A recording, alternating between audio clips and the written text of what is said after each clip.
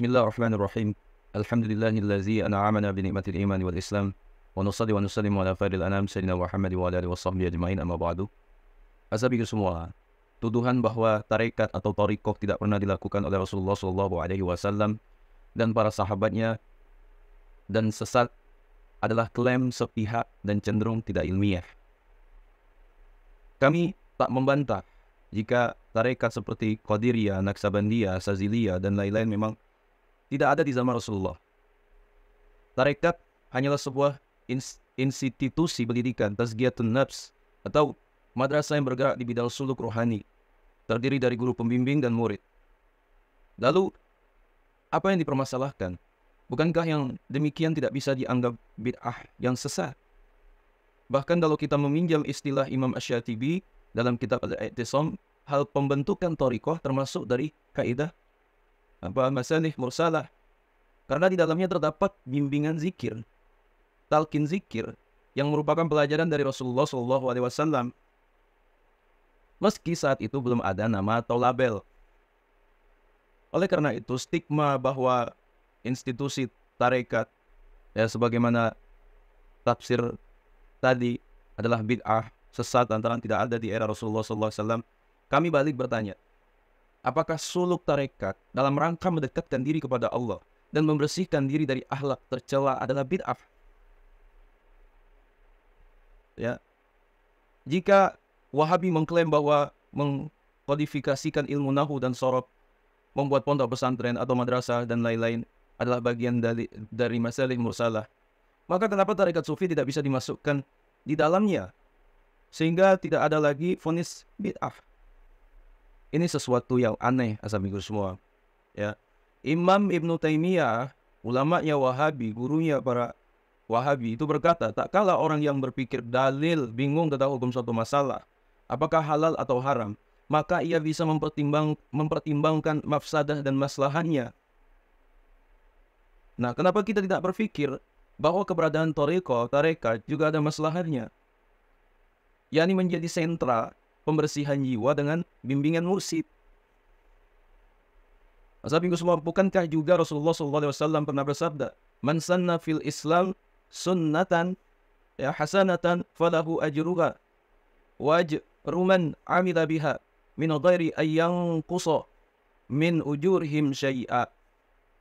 Siapa membuat perilaku baik atau sunnah dalam Islam, maka dia mendapatkan pahala dari itu dan pahala orang-orang yang melakukannya dengan tanpa ada pengurangan sama sekali. Hadis riwayat Imam Muslim. Sahabatku semua yang dimuliakan Allah, baiklah, mari kita kaji secara ilmiah tentang bid'ah atau tidaknya eksistensi tarekat dalam percaturan Islam, yang harapannya tidak ada lagi justifikasi menyeramkan seperti yang kami terangkan di awal tadi. Ya, ketetapan hukum haram dan sesat melalui alasan bahwa salaf tidak melakukannya, selanjutnya disebut dalil tarki, adalah tidak benar. Karena firman Allah Subhanahu wa taala, "Wa ma atakumur rasulu fakhuzuhu wa ma nahakum anhu fantahu." Apa yang dibawa oleh Rasul kepada kalian, maka ambillah. Dan apa yang dilarang atas diri kalian, maka hentikanlah. Ya, dalam Quran surah Al-Hasr ayat 7. Lihatlah, Allah menyebutkan kata naha, Rasulullah melarang, dan bukan taroka, Rasulullah meninggalkan. Artinya yang ditinggalkan beliau tidak bisa langsung diklaim haram. Ya. Sabda Rasulullah SAW, "Ma nahaitukum anhu fajtanibuhu wa ma amartukum bihi faf'alu minhu mastata'tum." Apa yang aku larang atas kalian, maka jauhilah. Dan apa yang aku perintahkan, maka lakukanlah semampu kalian. Hadis riwayat Imam Muslim dan Imam Ibnu Majah. Nah, Rasulullah SAW menggunakan kata nahaitu, aku melarang, dan bukan taroktu, aku meninggalkan. Para ulama usul memberikan definisi as-sunnah adalah sabda, perilaku, dan persetujuan takrir Rasulullah, dan tidak memasukkan dalil tarki dalam definisi as-sunnah. Ya. Karena dalil tarki bukan dalil menurut kesepakatan ulama. Tapi semua hukum syariat adalah sabda firman Allah, ya, khitab Allah, dan para ulama usul sepakat bahwa khitab tersebut terwujud dalam bentuk Al-Quran, As-Sunnah, Ijma, dan Qiyas. Sedangkan dalil tarki bukan termasuk salah satu dari dalil yang disebutkan tadi, karena bukan dalil. Nah, tarku adalah tidak melakukan satu bentuk amalan, dan tidak dilakukannya satu amalan yang menunjukkan karena tidak ada dalilnya. Dengan begitu, dalil tarki tidak dapat menetapkan hukum haram, kecuali dengan dalil atau qarinah, yaitu ketetapan yang menunjukkan hukum dengan tidak secara langsung, ya, dari Al-Quran, As-Sunnah, Ijma, dan Qiyas. Tapi semua yang dimuliakan Allah, jadi yang semestinya dipermasalahkan bukan apakah mereka bertarekat atau tidak, tapi cara zikir yang diajarkan dalam tarekat sufi, apakah dari Rasulullah SAW atau tidak, ya, kontra dengan kaidah agama atau tidak. Itulah debat ilmiah dan logis untuk ditanyakan. Sebab Thariqah hanyalah sebuah nama yang tidak mempengaruhi sesuatu, seperti halnya nama mazhab Hanafi dan mazhab-mazhab lain. Apakah dulu para sahabat Rasulullah SAW juga bermazhab Hanafi, bermazhab Hambali, dan lain-lain? Tentu tidak. Tetapi semestinya yang ditanyakan, apakah mazhab mereka keluar dari jalur yang diajarkan Rasulullah SAW dan sahabatnya atau tidak? Syekh Imam Ali Jum'ah itu menuturkan tarekat adalah sebuah organisasi pendidikan rohani atau madrasah sebagai penyempurnaan dari maksud tujuan pembersihan jiwa. Dan Syekh Ali Jum'ah dan Syekh adalah yang bertindak sebagai ustaz yang akan mendidik murid dan para pencari ridha Allah Subhanahu wa taala. Tarekat Sufiyah memang harus berpondasi kepada beberapa hal. Di antaranya adalah harus berpedoman dengan Al-Quran dan As-Sunnah. Dan setiap yang menyelisih keduanya bukanlah tarekat Sufi. Tarekat bukanlah organisasi yang berdiri lepas dari pengajaran syariat. Bahkan dalam tarekat, ya, pendidikan syariat itulah intisari ajarannya. Sebagai semua yang dimuliakan Allah. Sedangkan bantahan sebagian kelompok bahwa agama ini sudah sempurna, ya, tidak perlu ditambah-tambahi, ya, termasuk dengan membuat organisasi tarekat dan kemudian berdalih dalam firman Allah Subhanahu wa taala, al-yawma akmaltu lakum dinakum wa atmamtu alaikum ni'mati wa raditu lakumul islami dina. Ya, pada hari ini telah kusempurnakan untuk kamu agamamu dan telah kucukupkan kepadamu nikmatku dan telah kuridhoi Islam itu jadi agama bagimu. Dalam surah Al-Maidah ayat 3. Maka sebagaimana yang dikatakan ulama bahwa yang telah disempurnakan Allah adalah kaidah dan dasar-dasar agama Islam dan bukan juz'iyah atau masalah-masalahnya. Dan dengan sedikit berpikir mereka akan memahami ini. Ya, tapi semua dimuliakan Allah. Lebih lucu lagi, ya, mereka mengatakan bahwa qiyas tidak boleh digunakan dalam ibadah ta'abbudi.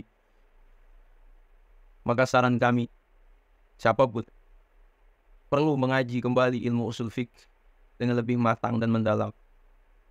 Karena sungguh di sana mereka akan disuguhkan banyak fakta ilmiah yang tidak mereka pahami sebelumnya. Ya. Sedangkan terkait dengan ucapan Imam Ibnu Katsir, ya, wa amma ahlus sunnati wal jamaati, ya, fayaquluna fi kulli fi'lin wa qawlin lam yasbut anis sahabah, ya, wa bid'atun li'annahu law kana khairan lasabaquna ilaihi. Adapun ahlus sunnah wal jamaah berkata dalam setiap pekerjaan dan ucapan yang tidak ada dari sahabat adalah bid'ah. Lantaran andai itu baik, tentu mereka akan mendahului kita melakukannya. Maka jawabannya adalah pertama, ya, jawabannya adalah yang pertama, ucapan tersebut bukan hujah dalam menetapkan sesat dan tidaknya sebuah perilaku, lantaran bukan sabda Rasulullah SAW. Kedua, ucapan tersebut dimaksudkan bid'ah yang tidak ada dasarnya dalam agama, membuat organisasi tarekat bertujuan sebagai wahana menggapai ridha Allah Subhanahu wa taala dan sebagai riyadhah, pembersihan jiwa dari sifat-sifat tercela. Ya. Sama halnya dengan mendirikan madrasah atau pesantren yang tidak ada di zaman sahabat Nabi Muhammad SAW. Ya, sampai ke semua lalu kenapa di zaman sahabat tidak ada tarekat?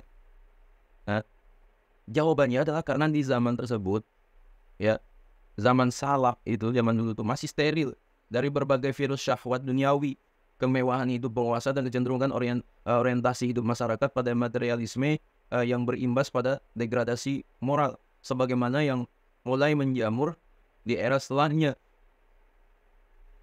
Tapi semua, Imam Sayyid Ibrahim Ad-Dasuki itu pernah berbicara tentang wajibnya mengikuti thariqah di zaman sekarang. Beliau berkata, andai para ahli fiqh melakukan ibadah dan perintah-perintah syar'iyah tanpa ada penyakit hati serta sesuai dengan apa yang diperintahkan Allah, ya, maka mereka tidak akan membutuhkan guru pembimbing atau mursyid. Namun, karena mereka melakukan ibadah selalu dibarengi dengan penyakit-penyakit hati, maka mereka butuh seorang dokter yang mampu mengobatinya agar dia sembuh dari penyakit yang dideritanya tersebut. Karena itu, para tabi'in tidak membutuhkan khalwat, menyendiri berzikir kepada Allah, dan riyadhah, pelatihan jiwa, untuk membersihkan sifat-sifat tercela, sebagaimana yang dilakukan oleh para murid dalam tarekat. Dan juga tidak pernah ada keterangan bahwa para tabi'in mengkodifikasikan atau tadwin kitab-kitab tentang penawar penyakit jiwa. Karena penyakit-penyakit tersebut bisa dibilang tidak ada di masa itu, ya, sebagai kurun terbaik setelah kurun Rasulullah SAW dan sahabat. Ya, atau ada namun bisa dibilang relatif sedikit sekali, sehingga dianggap seperti tidak ada. Ya, perhatian besar mereka adalah menghimpun hadis-hadis syariat dan dicocokkan dengan Al-Quran. Ya. Hal ini dianggap lebih penting daripada mengobati penyakit jiwa. Karena minimnya penyakit-penyakit jiwa di masa itu, sambil semua. Dan di antara anugerah Allah kepada seorang hamba adalah jika batinnya selamat dari berbagai penyakit batin, ya, seperti para imam mujtahid dan pengikut-pengikutnya yang memang dimana tidak membutuhkan guru mursyid dalam berthariqah. Ya. Lantaran mereka telah mengamalkan ilmunya dengan ikhlas. Dan itulah hakikat dari seorang sufi. Syekh Al-Imam Abdullah Al-Harari juga mengatakan bahwa thariqah sufi termasuk bid'ah hasanah. Ya. Imam Al-Qusairi berkata, awal kali muncul penyakit-penyakit batin di hati manusia adalah pada kisaran tahun 300 Hijriahan. Hal ini terkait mafhum sabda Rasulullah SAW. Khairukum qarni thumma alladhina yalunahum thumma alladhina yalunahum. Kurun yang terbaik adalah kurunku, kemudian kurun berikutnya, dan kemudian kurun berikutnya. Hadis riwayat Imam Bukhari dan Muslim. Ya. Sayyidi Al-Imam Ali Al-Khawas berkata, kurun awal adalah kurun kesempurnaan iman. Kurun kedua adalah kesempurnaan ilmu. Kurun ketiga adalah kesempurnaan amal. Dan kemudian kondisi zaman berubah. Azabiku semua yang dimuliakan Allah. Adapun kecaman Imam Ibn Taymiyah dan Wahabi itu terhadap masyaikh thariqah Rifa'iyah yang didirikan oleh Imam Syekh Ahmad Ar-Rifai, maka semua telah dijawab oleh Imam Syekh Abdullah Al-Harari, ya, dalam Al-Maqalatus Sunniyah. Ya, dalam jawabannya dikatakan bahwa Imam Syekh Ahmad Ar-Rifai yang dicela adalah seorang yang tak layak dicela, karena beliau sangat dipuji keunggulan ilmunya oleh Imam Ar-Rafi'i, Asy-Syafi'i, dan bahkan diakui kewaliannya oleh Imam Al-Hafiz Jalaluddin As-Suyuti dan Imam Al-Hafiz Ibnu Mulakkin. Tapi semua yang dimuliakan Allah, jelas sudah terang sudah dari penjelasan kami. Ya, semoga dapat dipahami dan mengerti. Ya, sekiranya video ini bermanfaat, jangan lupa subscribe dan kita cintai, dan juga jangan lupa share ke media sosial kalian yang lainnya agar jauh lebih bermanfaat lagi. Wallahualam. Assalamualaikum warahmatullahi wabarakatuh.